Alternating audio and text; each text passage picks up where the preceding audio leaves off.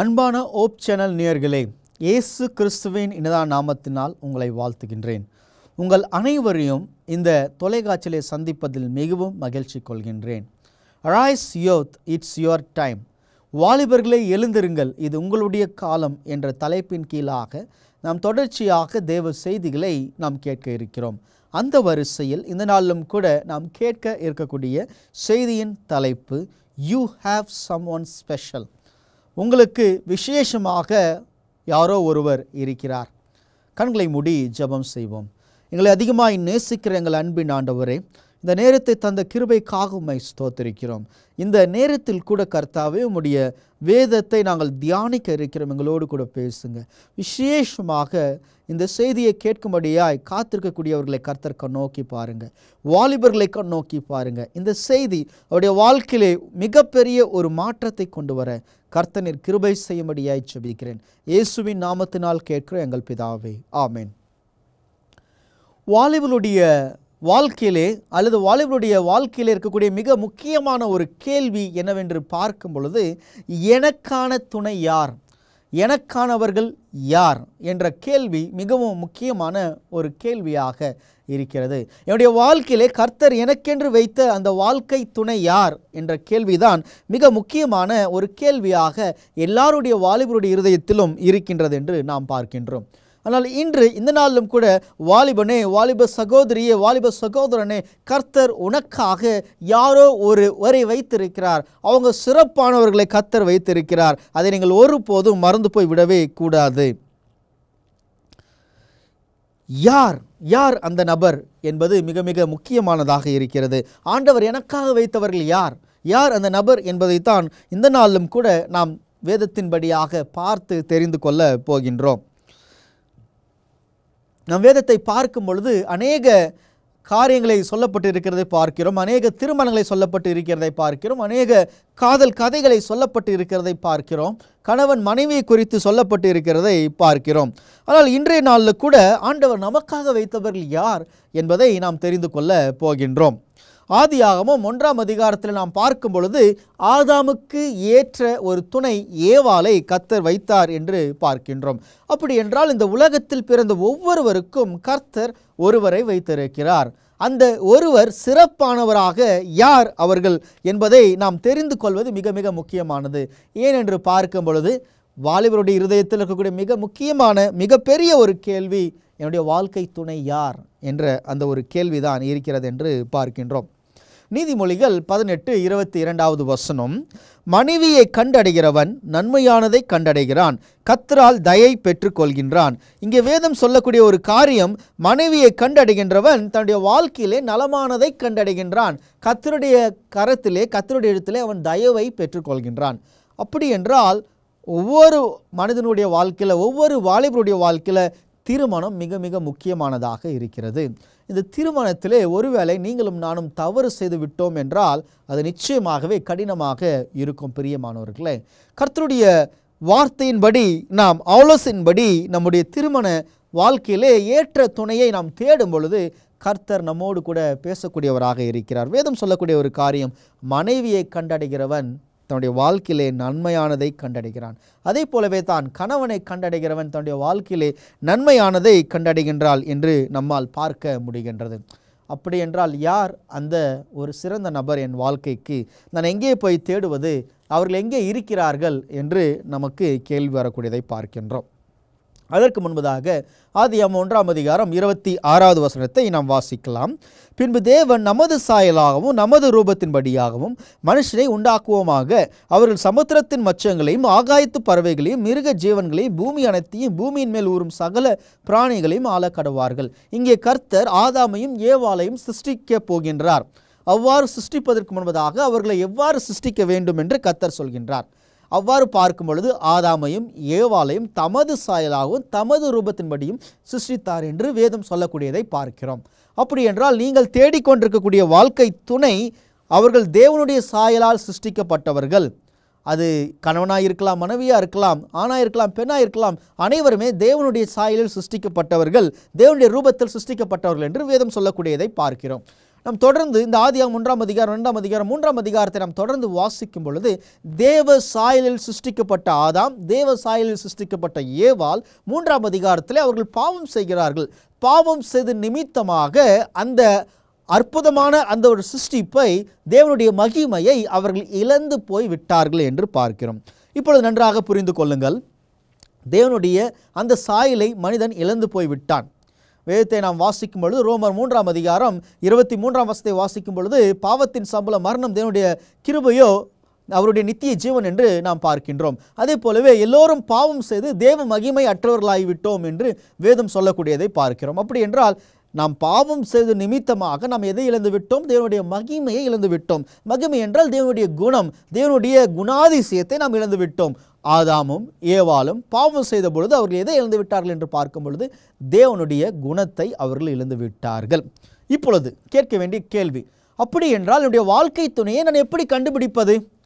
அவர்கள் தேவனுடைய சாயலில் இருக்க வேண்டும், தேவனுடைய குணத்தில் இருக்க வேண்டும் என்று வேதம் சொல்லக்கூடியதை பார்க்கிறோம். ஏனென்று பார்க்கும் பொழுது ஆதாமும் ஏவாளும் தேவனுடைய சாயலில் சிருஷ்டிக்கப்பட்டார்கள். ஆனால் பாவம் செய்த பொழுது ஆதாமும் ஏவாளும் அந்த சாயலை அவர்கள் இழந்து விட்டார்கள் என்று வேதம் சொல்லக்கூடியதை பார்க்கிறோம். அப்படி என்றால் என்னுடைய வாழ்க்கையிலே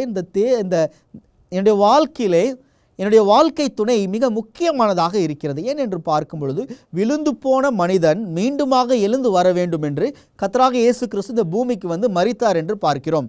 விழுந்து போன ஆதாம் மீண்டும் வர வேண்டும் என்று கர்த்தர் தேவ தூதர்களை அனுப்பி அவர்களோடு பேசினார். தீர்க்கதரிசிகள் வாயிலாக கர்த்தர் இஸ்ரவேல் ஜனங்களோடு பேசினார். அவர்கள் மீண்டும் தேவனோடு இணைய வேண்டும் என்று பேசினார் என்று பார்க்கிறோம். அப்படி என்றால் இந்த உலகத்தில் அனைவருமே பாவம் செய்து தேவனுடைய மகிமை இழந்து விட்டோம். ஆனால் கர்த்தராகிய இயேசு கிறிஸ்துனுடைய வரமோ நித்திய ஜீவன் என்று வேதம் சொல்கின்றது. அப்படி என்றால் கர்த்தராகிய இயேசு கிறிஸ்துவை அவர்கள் ஏற்றுக்கொள்ளும் பொழுது அவருடைய வாழ்க்கையிலே மாற்றம் வருகின்றது. அப்படி என்றால் இந்த நாளில் கூட நீங்கள் தேடக்கூடிய அந்த வாழ்க்கை துணை, அது கணவனாக இருக்கலாம், மனைவியாக இருக்கலாம், நீங்கள் யாரை தேடுகின்றீர்களோ இருக்கலாம், அந்த வாழ்க்கை துணை கர்த்தரை தேடுகின்றவர்களாக இருக்க வேண்டும், தேவனுடைய சாயலாக இருக்க வேண்டும். அது மிக மிக முக்கியமானதாக இருக்கிறது என்று பார்க்கிறோம். ஆதியாகமம் 2ஆம் அதிகாரத்தை நாம் வாசிக்கும் பொழுது 16ஆம் வசனம், தேவனாகிய கர்த்தர் மனுஷனை நோக்கி, நீ தோட்டத்தில் உள்ள சகல விருட்சத்தின் கனியை புசிக்கவே புசிக்கலாம், ஆனாலும் நன்மை தீமை அறியத்தக்க விருட்சத்தின் கனியை புசிக்க வேண்டாம், அதை புசிக்கும் நாளிலே சாகவே சாவாய் என்று கட்டளையிட்டார். 18ஆம் வசனம், பின்பு தேவனாகிய கர்த்தர் மனுஷன் தனிமையாக இருப்பது நல்லதல்ல, ஏற்ற துணையை அவனுக்கு உண்டாக்குவேன் என்றார். தேவனாகிய கர்த்தர் வெளியின் சகல மிருகங்களையும் ஆகாயத்து சகல பறவைகளையும் மண்ணினாலே உருவாக்கி ஆதாம் அவைகளுக்கு என்ன பேரிடுவானோ என்று பார்க்கும்படி அவைகளை அவனிடத்தில் கொண்டு வந்தார். 18ஆம் வசனத்தை நாம் வாசிக்கும் பொழுது இங்கே வேதம் சொல்லக்கூடிய ஒரு காரியம் என்னவென்று பார்க்கும் பொழுது, ஆதாம் தனிமையாக இருப்பது நல்லதல்ல என்று தேவன் கண்டார். ஏவாள் தனிமையாக இருப்பது நல்லதல்ல. இங்கே நாம் பார்க்கும் பொழுது ஆதாமுக்கு ஏற்ற துணையாக கர்த்தர் ஏவாளை தந்தார். அப்படி என்றால் ஏவாளும் ஆதாமும் தனியாக இருக்கக்கூடாது, எப்பொழுதும் அவர்கள் ஒன்றாக இருக்க வேண்டும் என்பதற்காகவே கர்த்தர் சிருஷ்டித்தார் என்று பார்க்கிறோம். இப்பொழுது நாம் கேட்க வேண்டிய ஒரு கேள்வி, ஆதாமுக்கு ஏவாளை யார் பார்த்தது? ஆதாமை பார்த்து கொண்டாரா? இல்லை. வேதம் சொல்லக்கூடிய ஒரு காரியம், ஆதாமுக்கு ஏவாளை கர்த்தர் பார்த்தார். கர்த்தர் ஏவாளை கொண்டு வந்து நிறுத்தினார் என்று பார்க்கிறோம். பிரியமானவர்களே, உங்களுடைய வாழ்க்கை துணையை நீங்கள் தேடும் பொழுது முதலாவது தேவனை நீங்கள் தேட வேண்டும். ஏனென்று பார்க்கும் பொழுது உங்களுடைய வாழ்க்கைக்கு ஏற்றவர்கள் யார் என்று தேவனுக்கு மாத்திரமே தெரியும். இந்த உலகத்தில் வேறு யாருக்குமே தெரியாது. ஏன் நம்முடைய பெற்றோர்களுக்கு கூட அது சரியாய் கணிக்க முடியாது. இன்று அநேகர்கள் திருமணம் எப்படி என்று பார்க்கும் பொழுது அநேக காரியங்களை வைத்து கணிக்கின்றார்கள். அது ஒரு வகையில் நிச்சயமாகவே அது நம்முடைய வாழ்க்கையில வெற்றியாக இருக்கலாம், ஆனால் ஒரு வகையில் அது தோல்வியாக கூட முடியலாம். ஆனால் ஆதாம்க்கு ஏற்ற துணையை கர்த்தர் கொடுத்தார் என்று வேதம் சொல்லக்கூடியதை பார்க்கிறோம். அப்படி என்றால் இன்று நீங்களும் நானும் வாழ்க்கை துணைக்காக காத்திருக்கோம். நம்முடைய வாழ்க்கையில யாரோ ஒரு ஸ்பெஷல் வரணும் அப்படின்னு சொல்லி நம்ம காத்துட்ருக்கோம் அப்படின்னு சொன்னால் நிச்சயமாகவே நாம் என்ன செய்ய வேண்டும் என்று பார்க்கும் பொழுது தேவனுக்காக காத்திருக்க வேண்டும், தேவனை தேட வேண்டும் என்று வேதம் சொல்லக்கூடியதை நாம் பார்க்கிறோம். பிரியமானவர்களே, என்னுடைய வாழ்க்கையில் கூட என்னுடைய வாழ்க்கை துணையை நாம் தேடும் பொழுது அநேக போராட்டங்கள் இருந்தது. யாரை தேர்வு செய்யலாம்? தேவனுடைய ஊழியத்தில் நான் இருக்கிறேனே, யார் எனக்கு சரியாக இருப்பார்கள் என்று நான் ஜபித்து கொண்டே இருந்தேன். கர்த்தரிடத்திலே ஜபித்து கொண்டு, ஆண்டவரே எனக்கு சரியான நபரை நீர் காண்பிக்க வேண்டும் என்று ஆண்டவரிடத்தில் ஜபித்து கொண்டு இருந்தேன். அப்பொழுதுதான் கர்த்தர் எனக்கு ஒரு பெண்ணை காண்பித்தார்.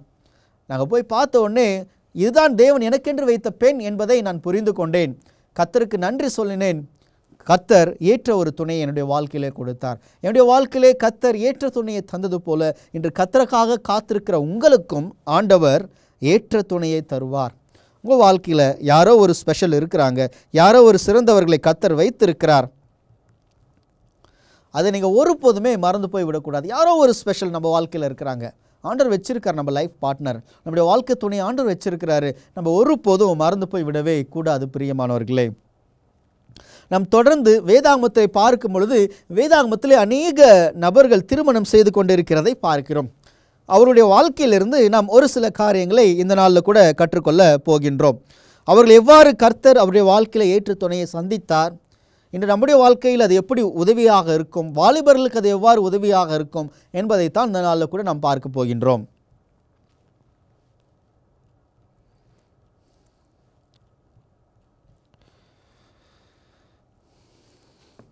முதலாவது காரியம் நம்முடைய வாழ்க்கையிலே நாம் தேடிக்கொண்டே இருக்கின்றோம் என்றால் தேடுவது மாத்திரம் போதாது. நம்முடைய வாழ்க்கையில் நம்முடைய வாழ்க்கை துணையை நம்ம தேடிக்கொண்டு இருக்கிறோம் அப்படின்னு சொன்னால் நாம் தேடுவது மாத்திரம் போதாது. அநேகர்கள் இன்று தேடுகின்றார்கள், ஃபேஸ்புக்கில் தேடுகின்றார்கள், வாட்ஸ்அப்பில் தேடுகின்றார்கள், அநேக நேரங்களில் புகைப்படம் மூலியமாய் தேடிக்கொண்டு இருக்கிறார்கள். நாம் நம்முடைய வாழ்க்கைக்கான துணையை தேடிக்கொண்டு இருக்கிறோம் என்றால் தேடுவது மாத்திரம் போதாது. அப்படி என்றால் நாம் என்ன செய்ய வேண்டும்? இங்கே நாம் பார்க்கும் பொழுது ஈசாக்கு தன்னுடைய வாழ்க்கை துணைக்காக அவர் ஜெபம் செய்தார் என்று வேதாகமத்திலே பார்க்கிறோம். ஈசாக்கை போல நாமும் நம்முடைய வாழ்க்கை துணைக்காக ஜெபம் செய்ய வேண்டும். கர்த்தர் ஏற்ற துணையை நம்முடைய வாழ்க்கையில் தர வேண்டும் என்று நாம் ஜெபம் செய்ய வேண்டியது அவசியமாக இருக்கின்றது. அநேகர்கள் தேடுவார்கள், தேடிக்கொண்டே இருப்பார்கள், ஆனால் அதற்காய் ஜெபம் செய்து கொண்டே இருக்கிறார்கள். ஜெபம் செய்கின்றார்களா? ஆபிரகாம் தன்னுடைய மகன் ஈசாக்கு ஏற்ற ஒரு பெண்ணை திருமணம் செய்த வேண்டும் என்று தன்னுடைய வளர்ப்பு மகனாகிய உன்னிடத்தில் அந்த ஒரு பொறுப்பை தரக்கூடியதை பார்க்கிறோம். அவரும் தேவனிடத்தில் ஜெபத்தோடு கூட அந்த ஒரு பெண்ணை தேட சென்றார் என்று பார்க்கிறோம். நம்முடைய வாழ்க்கையில் கூட தேடுவது மாத்திரம் போதாது, அதிகமாய் ஜெபிக்க வேண்டும். ஜெபிக்கும் பொழுது கர்த்தர் ஏற்ற துணையை தரக்கூடியவராக இருக்கிறார் என்று பார்க்கிறோம். இரண்டாவது நபர் வேதாகமத்திலே பார்க்கும் பொழுது தாவீது கோலியாத்தை வீழ்த்த வேண்டும் என்று அவர் மனதிலே எண்ணிக்கொண்டு இருக்கும் பொழுது அங்கே ஒரு காரியம் கேள்விப்படுகின்றது. அங்கே ராஜா சொல்கின்றார், சவுல் ராஜா, இந்த கோலியாத்தை யார் வீழ்த்துகின்றானோ அவனுக்கு என்னுடைய சொத்தில் நான் பங்கு கொடுக்கின்றேன், அதை போலவே என்னுடைய மகளை திருமணம் செய்து தருகிறேன் என்ற வார்த்தை தாவீது கேள்விப்படுகின்றார். இந்த வார்த்தையை கேள்விப்பட்ட மாத்திரத்தில் தாவீது அவன் ஒரு மெய்ப்பனாக இருக்கிறான். ஆனால் தாவீதுடைய இருதயத்தில் தோன்றின ஒரு காரியம் என்னவென்று பார்க்கும் பொழுது கர்த்தர் ஒரு ஏற்ற துணையை காண்பிக்கப் போகிறார். ராஜாவுடைய மகள். இப்போ தாவீது ராஜா அங்கே என்ன செய்தார் என்று பார்க்கும் பொழுது அதற்காக அவர் கிரியை செய்தார் என்று பார்க்கிறோம். அந்த பெண்ணை பெற்றுக்கொள்ள வேண்டும் என்பதற்காக, அந்த பெண்ணை தன்னுடைய வாழ்க்கையிலே துணையாக வர வேண்டும் என்பதற்காக அவர் கோலியாத்தை வீழ்த்தினார் என்று பார்க்கிறோம். நிச்சயமாகவே கர்த்தருடைய இருதயத்தில் பேசி தேவனுக்காக அவர் போய் போராடினாலும் அவருடைய இருதயத்தில் இருந்த ஒரு காரியம், இந்த கோலியாத்தை வீழ்த்தினால் எனக்கு என்ன கிடைக்கும் என்ற காரியம் அங்கே கேள்விப்பட்ட பொழுது அவர் கேள்விப்பட்ட ஒரு விஷயம், ராஜாவுடைய மகளை திருமணம் செய்து தருகிறார்கள் என்று கேள்விப்பட்டான். நம்முடைய வாழ்க்கையில் கூட நாம் தேவனுக்காக ஏதோ ஒன்றை செய்யும் பொழுது கர்த்தர் நம்முடைய வாழ்க்கை துணையை நம்மளுக்காக காண்பிக்கின்றார். இன்று அநேகர்கள் தேடுகின்றார்கள், தேடிக்கொண்டே இருக்கிறார்கள், கிடைக்காமல் போய்விடுகின்றது. காரணம் என்னவென்று பார்க்கும் பொழுது அவர்கள் ஜெபிப்பது கிடையாது. இரண்டாவது என்னவென்று பார்க்கும் பொழுது அதற்கான வேலையை அவர்கள் செய்வது கிடையாது. அந்த பெண்ணை நாம் மணந்து கொள்ள வேண்டும் அல்லது அந்த ஒரு நபரை மணந்து கொள்ள வேண்டும் என்றால் அதற்கான முயற்சியை நாம் ஏறெடுக்க வேண்டும், அதற்கான காரியங்களை நாம் செய்ய வேண்டும். அதை நாம் செய்யாவிட்டால் நிச்சயமாகவே அது நம் கையை விட்டு செல்ல வேண்டியதாக இருக்கும் என்று பார்க்கிறோம். நம்முடைய வாழ்க்கையில் கூட கர்த்தர் ஆதாமையும் ஏவாளையும் சிருஷ்டித்தார். ஏவாளை ஆதாமுக்கு கொடுப்பதற்கு முன்பதாக கர்த்தர் செய்த ஒரு காரியம் என்னவென்று பார்க்கும் பொழுது ஆதாமுடைய விலா எலும்பிலிருந்து ஏவாளை சிருஷ்டித்தார் என்று பார்க்கிறோம். மிக ஒரு அற்புதமான ஒரு சத்தியம் அங்கே அடங்கி இருக்கிறதை நம்மால் பார்க்க முடிகின்றது. ஆம், நம்முடைய வாழ்க்கை துணையை கர்த்தர் நம்முடைய அருகில் கூட வைத்திருக்கலாம், நம்முடைய கண்களுக்கு முன்பாக கூட வைத்திருக்கலாம். ஆனால் அதை நாம் கண்டறிய வேண்டும் என்றால் நாம் ஜெபிக்க வேண்டும், தேட வேண்டும். அதற்காக ஆண்டவரிடத்தில் இரவும் பகலும் உழைக்க வேண்டும், மன்றாட வேண்டும். இங்கே தாவீதை பார்க்கும் பொழுது தாவீதுக்கு தெரியும் இந்த பெண்ணை திருமணம் செய்து கொள்ள வேண்டும் என்றால் கோலியாத்தை வீழ்த்த வேண்டும் என்று. ஆனால் அங்கே தாவீதால் கோலியாத்தை வீழ்த்த முடியுமா என்று கேட்டால் நிச்சயமாகவே தாவீதால் கோலியாத்தை வீழ்த்த முடியாது. ஆனால் தாவீதுடைய இருதயத்தில் இருந்த ஒரு எண்ணம், என் தேவன் எனக்கு பலன் கொடுப்பார், என் தேவன் என்னுடைய எல்லா தேவைகளையும் சந்திப்பார், என் தேவனுடைய நாமத்தை கொண்டு நான் அவனை வீழ்த்துவேன் என்ற எண்ணம் வந்ததை பார்க்கிறோம். நம்முடைய வாழ்க்கையில் கூட நாம் கர்த்தரை முன்னிலையில் வைத்து காரியங்களை செய்ய நினைக்கும் பொழுது நம்முடைய இருதயத்தில் என்ன நாம் நினைக்கிறோமோ கர்த்தர் அதை வாய்க்க செய்யக்கூடியவராக இருக்கிறார் என்று பார்க்கிறோம் பிரியமானவர்களே. இரண்டாவது காரியம், என்னுடைய விசேஷமானவர்களை நான் எவ்வாறு தெரிந்து கொள்வது என்று பார்க்கும் பொழுது இது மிக முக்கியமானதாக இருக்கிறது என்று பார்க்கிறோம். மின்னுவதெல்லாம் பொன்னல்ல என்ற ஒரு பொன்மொழி இருக்கிறதை பார்க்கிறோம். அநேகர்கள் இன்று வெளிப்படை தோற்றத்தை பார்த்து இவர்கள் தான் இந்த வாழ்க்கைக்கு ஏற்றவர்களாக இருப்பார்கள், நல்ல ஜெபிக்கின்றார்கள், வேதம் வாசிக்கின்றார்கள், திருச்சபைக்கு வருகின்றார்கள், சத்தியத்தில் இருக்கிறார்கள், அழகாக இருக்கிறார்கள், இவர்கள் ஏற்றவர்களாக இருப்பார்கள் என்று ஒரு முடிவுக்கு வந்து விடுகிறார்கள். ஆனால் அங்கே கர்த்தர் சாமுவேல் தீர்க்கதரிசியை பார்த்து சொல்லக்கூடிய ஒரு காரியம் என்னவென்று பார்க்கும் பொழுது அவர் சொல்கின்றார், நீ முகத்தை பார்க்காதே, மனிதன் முகத்தை பார்க்கிறான், ஆனால் நான் இருதயத்தை பார்க்கிறேன் என்று. ஆம், கர்த்தர் எவ்வாறு இருதயத்தை பார்க்கிறாரோ அதே போலவே நீங்களும் அந்த பெண்ணுடைய இருதயத்தோ அல்லது அந்த ஆணுடைய இருதயத்தை பார்க்க வேண்டும். அது எவ்வாறு? நாம் என்ன கர்த்தர் அவருடைய இருதயத்தை பார்ப்பதற்கு என்று கேட்கலாம். உண்மைதான், நிச்சயமாக நம்மால் பார்க்க முடியாது. ஆனால் நாம் ஜெபிக்க வேண்டும்.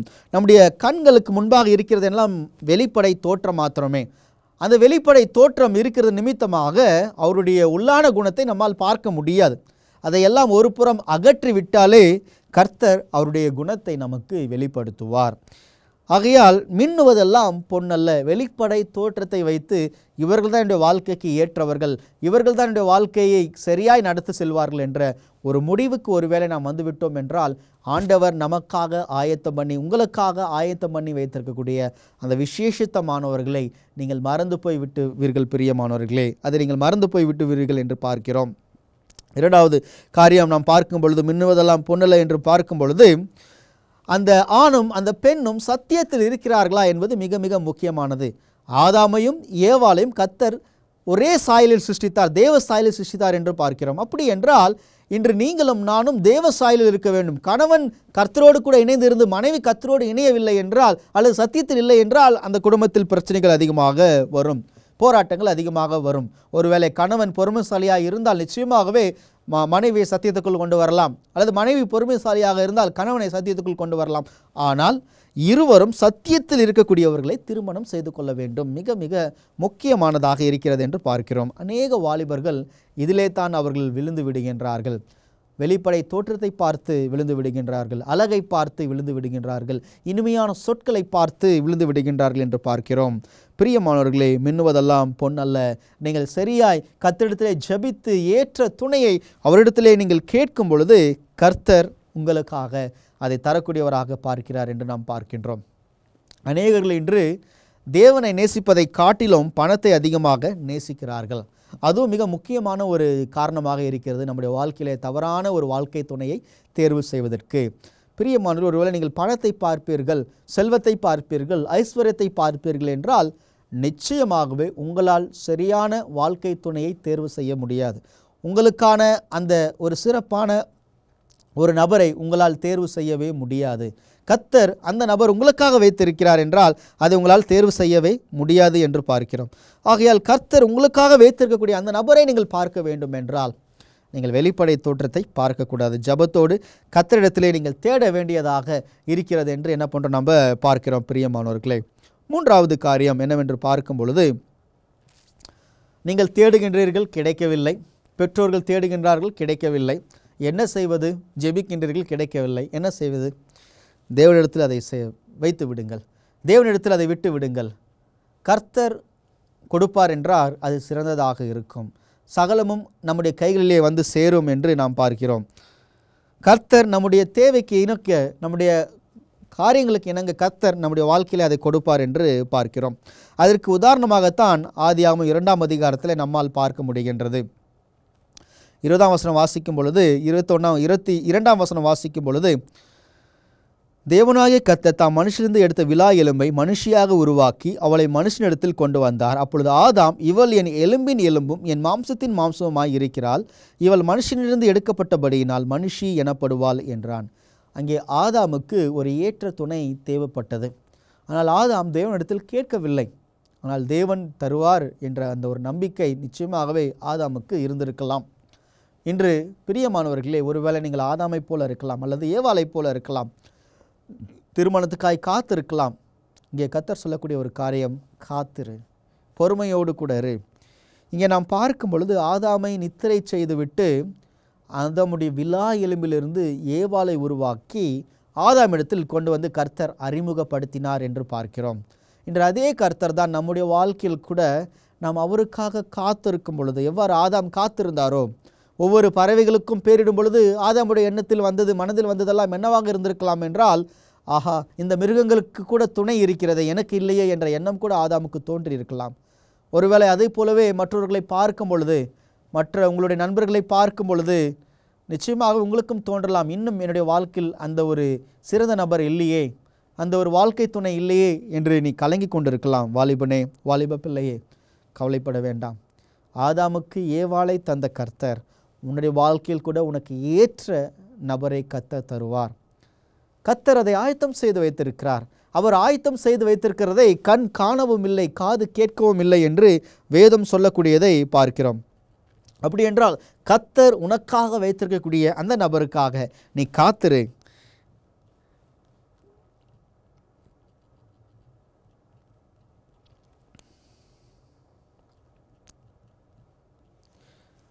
கர்த்தர் உனக்காக வைத்திருக்கக்கூடிய அந்த நபருக்காக நீ காத்திரு. கர்த்தர் அந்த தேவையை உனக்கு சந்திப்பார். உன்னுடைய வாழ்க்கையின் என்ன காரியங்கள் இருக்கிறதோ, உன்னுடைய வாழ்க்கையில் என்ன தேவைகள் இருக்கிறதோ அதை அவர் சந்திக்க வல்லவராய் இருக்கிறார் என்று பார்க்கிறோம். பிரியமானவர்களே, ஆதாமுடைய வாழ்க்கையும் ஏவாளுடைய வாழ்க்கையும் சற்று நாம் சிந்தித்து பார்க்கும் பொழுது, ஆதாமையும் ஏவாளையும் இணைத்தவர் யார் என்று பார்க்கும் பொழுது கர்த்தர் என்று பார்க்கின்றோம். அப்படி என்றால் இருவரும் எத்தனை வருடங்கள் உயிரோடு வாழ்ந்திருப்பார்கள் என்ற கேள்வி நம்முடைய மனதிலே வருகின்றது. எத்தனை வருடம் அவர்கள் மகிழ்ச்சியாக இருந்திருப்பார்கள் என்ற கேள்வி நம்முடைய வாழ்க்கையில் வரக்கூடியதாக இருக்கிறது என்று பார்க்கின்றோம்.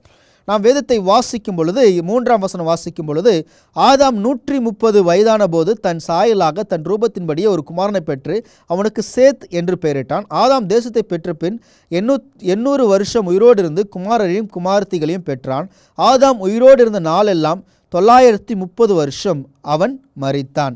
இங்கே நாம் பார்க்கும் பொழுது கிட்டத்தட்ட ஆதாம் 930 வருடம் அவன் உயிரோடு கூட இருந்தான் என்று பார்க்கின்றோம்.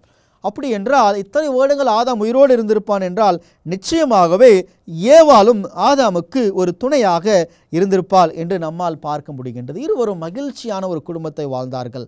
அவர்கள் பாவம் செய்தார்கள், தேவனுடைய கற்பனையை மீறினார்கள், அந்த தோட்டத்தை விட்டு வெளியே துரத்தப்பட்டார்கள். ஆனால் இருப்பினும் கர்த்தர் அவர்கள் அனைவரையும் இணைத்து அவர்களை ஆசீர்வதித்தார்.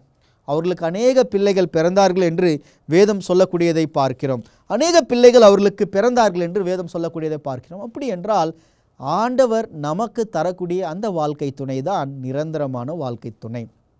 சில நேரங்களில் முகத்தை பார்த்து, தோற்றத்தை பார்த்து, படிப்பை பார்த்து, பணத்தை பார்த்து, செல்வத்தை பார்த்து நாம் அந்த குழியிலே விழுந்து விடுகின்றோம்.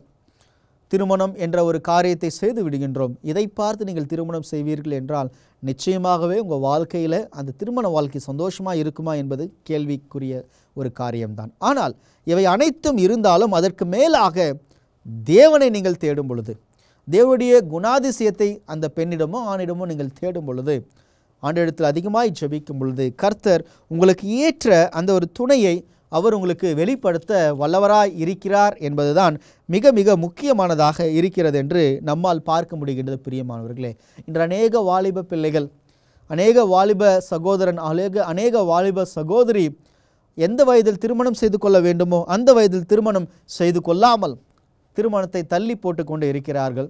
அவங்களுடைய சொந்த காரணங்களுக்காக அப்படிப்பட்ட ஒரு குழுவினர்கள் இருக்கிறார்கள். இன்னும் சொல்ல வேண்டுமென்றால் எந்த வயதில் திருமணம் செய்து கொள்ள வேண்டுமோ அதற்கு சற்று முன்பாகவே சென்று மிகவும் இளைய வயதில் திருமணம் செய்து கொள்கின்றார்கள். இந்த 2 நபர்களுமே இருக்கிறார்கள். ஆகையால் கர்த்தருடைய பார்வையிலே, கர்த்தருடைய இடத்திலே நாம் ஜெபித்து ஆண்டவரிடத்திலே யார் எனக்கு ஏற்றவர்கள் என்று நீங்கள் ஜெபிக்கும் பொழுது கர்த்தர் ஏற்ற துணையை உங்களுடைய வாழ்க்கையிலே தருவார்.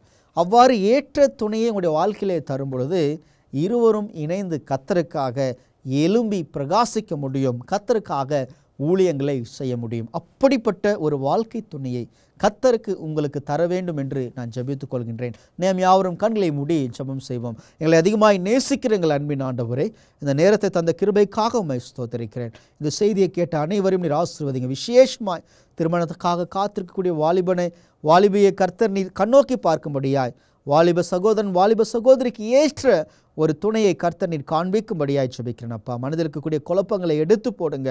கர்த்தர் நீர் அவர்களோடு பேசுறதுக்காக உம்மை ஸ்தோத்திரிக்கிறேன் அப்பா. கூட இருங்க, பலப்படுத்துங்க. இயேசுவின் நாமத்தினால் கேட்கிற எங்கள் பிதாவே, ஆமென்.